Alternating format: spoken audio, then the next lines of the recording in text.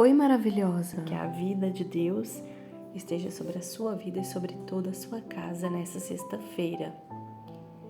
Que hoje seu dia seja extremamente abençoado, que seja um dia de portas abertas, de orações respondidas, de milagres acontecendo, da graça, do favor, da misericórdia, da proteção do Senhor sobre a sua vida e sobre toda a sua casa.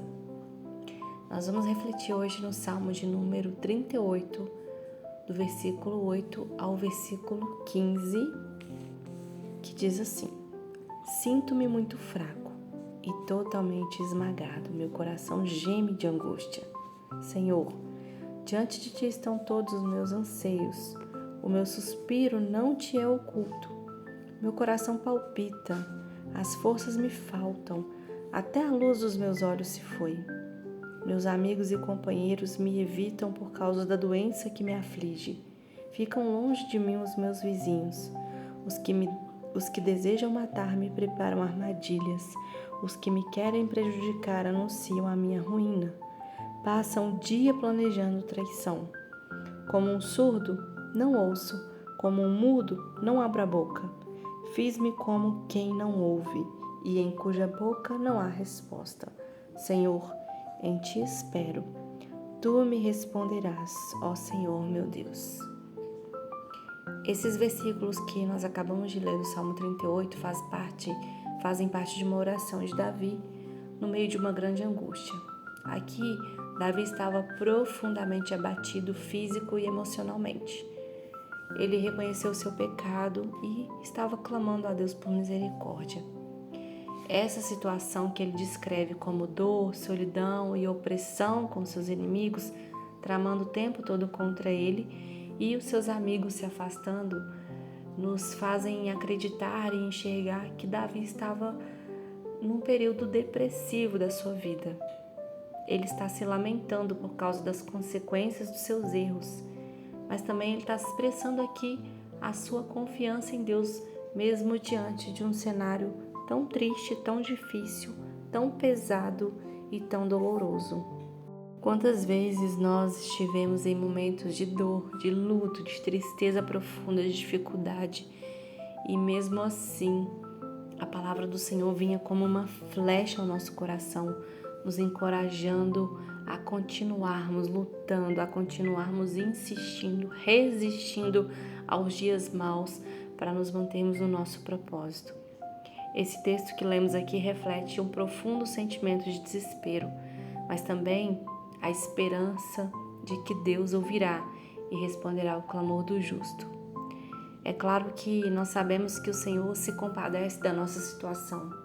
Nós entendemos que o deserto é um lugar necessário para forjar nosso caráter, para nos alinhar ao Senhor, para nos ajudar a deixarmos para trás todas as crenças que nos limitam, todas as nossas, talvez, idolatrias, ideologias e idolatrias que muitas vezes carregamos como se fosse um amuleto, mas na verdade são pesos desnecessários que carregamos nas nossas costas e que acabam tornando a caminhada mais difícil e que acabam nos tornando mais religiosos e menos cristãos, mais presos aos dogmas da igreja ou de certa religião, de qualquer tipo que seja, e ao mesmo tempo distantes de Deus, da sua vontade, da sua palavra e dos seus princípios. Esse texto me lembra da história de Jeremias, que foi conhecido como profeta chorão. Ele passou por muitas experiências de exclusão, de sofrimento e foi também persistente, manteve a sua fé em Deus. E com isso nós aprendemos 3 lições. Uma delas é que o peso do sofrimento pode nos levar ao limite, mas Deus conhece cada detalhe. Assim como Davi descreve a sua fraqueza física e emocional no Salmo 38, Jeremias também experimentou um sofrimento intenso. Ele foi desprezado, foi preso, foi jogado em uma cisterna e rejeitado pelo próprio povo de Israel, que ele tentou alertar sendo instrumento do Senhor naquele tempo. Em momentos de grandes angústias, Jeremias chegou a lamentar o dia do seu nascimento. Em Jeremias 20:14, ele diz: Maldito seja o dia em que eu nasci. Jamais seja abençoado o dia em que minha mãe me deu à luz. Maldito seja o homem que levou a notícia ao meu pai e o deixou muito alegre quando disse: você é pai de um menino. Seja aquele homem como as cidades que o Senhor destruiu sem piedade, que ele ouça gritos de socorro pela manhã e gritos de guerra ao meio-dia. Ou seja, aqui ele estava expressando uma indignação por ter nascido. É como se ele tivesse questionado: Deus, por que o Senhor me criou? Por que eu nasci? Para que eu existo? Para estar passando por isso? Eu sou teu servo, eu estou levando a tua mensagem, eu estou cumprindo o meu propósito, eu estou alertando o teu povo, eu estou abrindo os olhos das pessoas através da tua palavra, das suas instruções. E ainda assim, além das pessoas não me ouvirem, não derem ouvido à voz do Senhor através da minha boca, me acusam, me desprezam, me magoam, me maltratam, me julgam, me agridem. É como se ele estivesse dizendo isso nas suas palavras, mas isso é compreensível, claro, ele era um homem, embora fosse um homem de Deus, um profeta escolhido desde o ventre da sua mãe, o seu nascimento, para levar a palavra do Senhor. Ele era um homem, ele era uma pessoa, um ser humano passível de dor, passível de desequilíbrio, fraqueza física e emocional, como todos nós. Todos nós passamos por dificuldades, assim como Jeremias passou. Todos nós, em momentos da vida, em momentos de dor, de dificuldade, nós questionamos a Deus certas coisas. Eu nunca questionei o dia do meu nascimento, por exemplo, mas Jeremias aqui, ele questionou ao Senhor: poxa, Deus, por quê? Eu estou fazendo o meu propósito, eu estou te agradando, eu estou sendo obediente, eu estou sendo fiel à tua palavra, por que eu estou vivendo tudo isso? Era como se ele perguntasse ao Senhor isso. Mas Deus não o interpretou mal. Deus não entendeu isso como uma reclamação, como uma murmuração. Mas o Senhor é Deus e Pai, e como todo pai, e Ele é o melhor dos pais. Ele é o Pai perfeito. Ele entendeu que Jeremias não estava simplesmente se queixando, amaldiçoando o dia do seu nascimento, mas ele estava sim desabafando, colocando para fora aquilo que estava afligindo seu coração. Até porque, conhecendo as nossas fraquezas e limitações, ele sabia que isso era possível, que isso era exatamente algo que nós, na condição humana, sentimos. Foi ele quem criou todos os nossos canais de sensibilidade, as nossas terminações nervosas, onde sentimos dor física e também emocional. Ele sonda o nosso coração, ele conhece o nosso espírito, ele sabe quando estamos num momento de alegria e de aflição.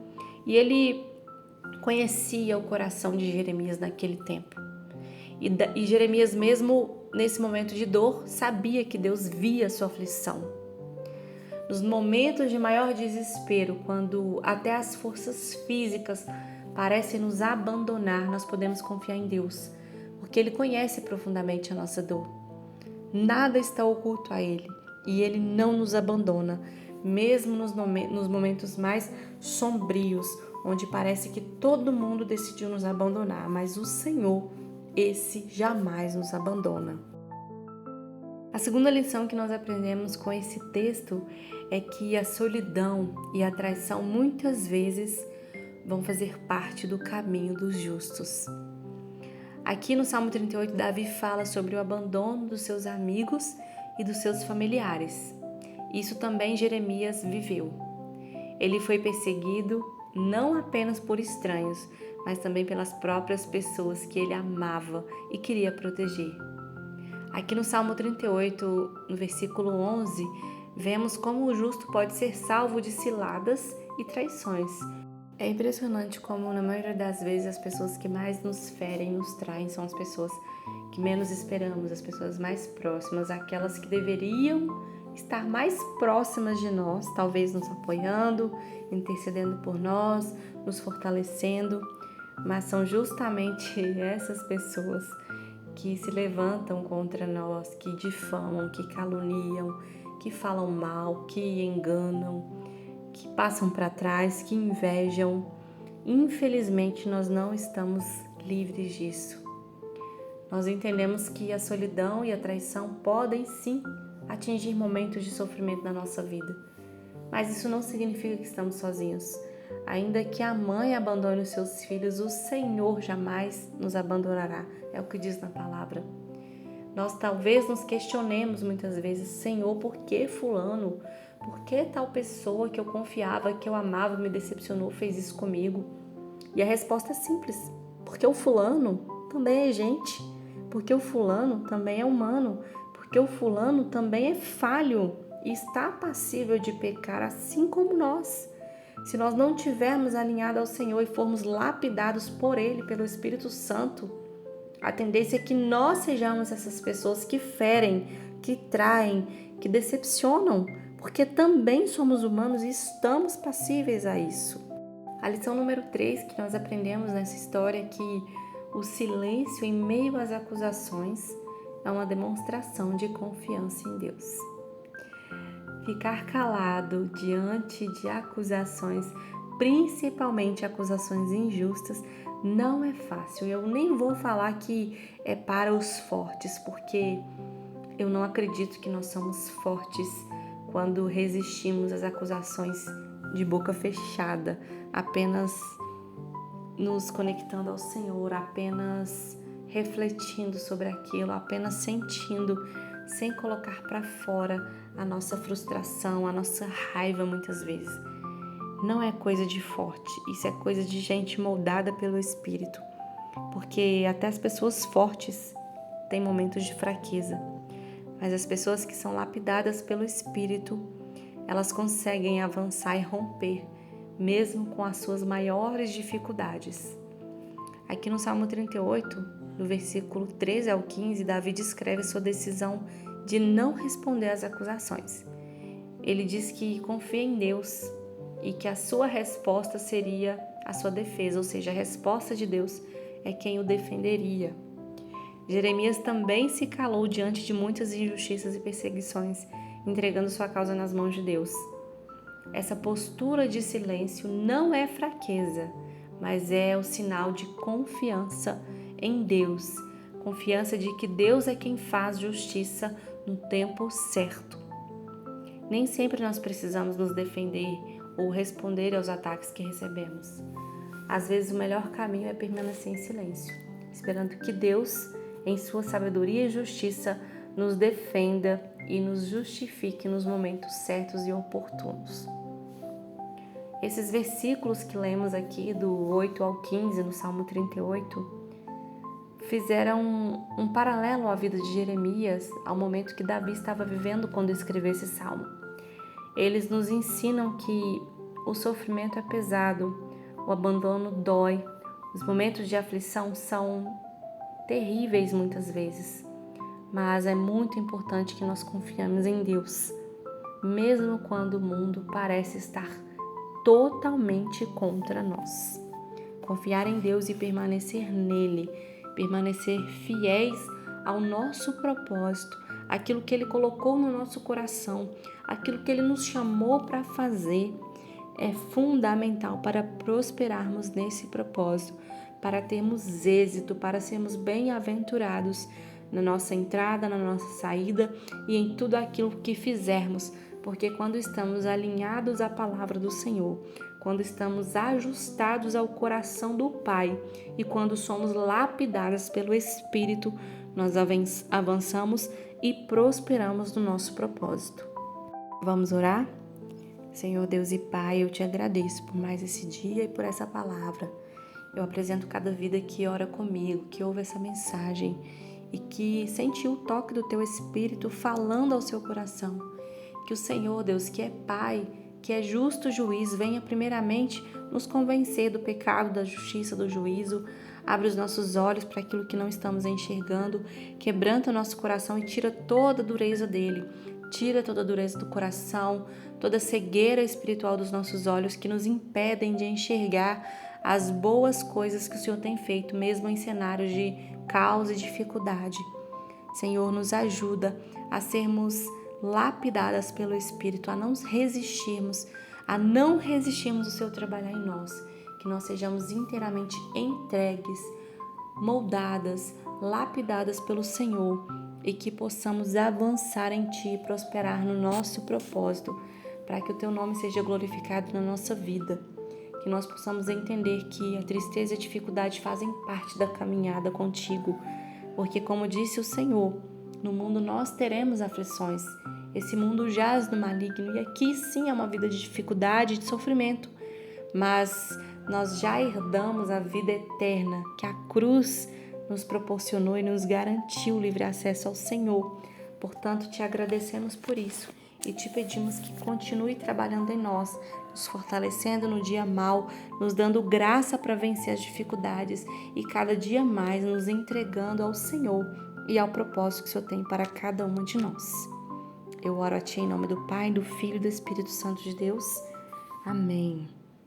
Se essa palavra fez sentido para você e se ela falou ao seu coração, eu quero pedir que você compartilhe com mais pessoas, para que mais vidas sejam alcançadas por ela. Lembre-se de buscar ao Senhor, coloque diante dele tudo aquilo que você precisa e se posicione para viver o seu propósito. Afinal, mulheres posicionadas prosperam.